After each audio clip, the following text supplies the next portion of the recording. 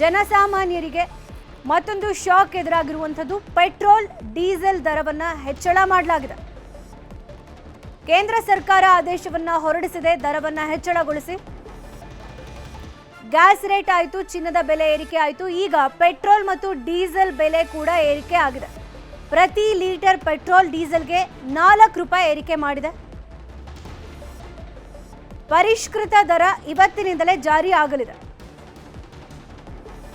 ದರ ಏರಿಕೆ ಮಾಡಿ ಕೇಂದ್ರ ಸರ್ಕಾರ ಆದೇಶವನ್ನ ಹೊರಡಿಸಿದೆ. ನಿನ್ನೆ ಪ್ರತಿ ಲೀಟರ್ ಪೆಟ್ರೋಲ್ ದರ 102.91 ರೂಪಾಯಿ ಇತ್ತು. ಇವತ್ತು 106.2 ರೂಪಾಯಿ ಆಗಿದೆ.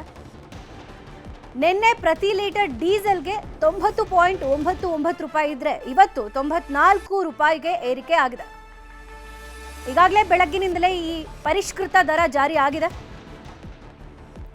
ನಿನ್ನೆಯಿಂದ ಇವತ್ತಿಗೆ 4 ರೂಪಾಯಿ ವ್ಯತ್ಯಾಸ ಆಗಿದೆ. 4 ರೂಪಾಯಿ ಏರಿಕೆ ಆಗಿದೆ ಪೆಟ್ರೋಲ್ ಮತ್ತು ಡೀಸೆಲ್ ಬೆಲೆಯಲ್ಲಿ.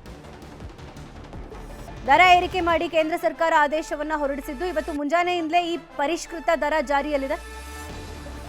ಚಿನ್ನದ ಬೆಲೆ ಏರಿಕೆಯ ಶಾಕ್ನಲ್ಲಿದ್ದ ಗ್ರಾಹಕರಿಗೆ, ಜನಸಾಮಾನ್ಯರಿಗೆ ಕೇಂದ್ರ ಇನ್ನೊಂದು ಶಾಕ್ ಕೊಟ್ಟಿದೆ.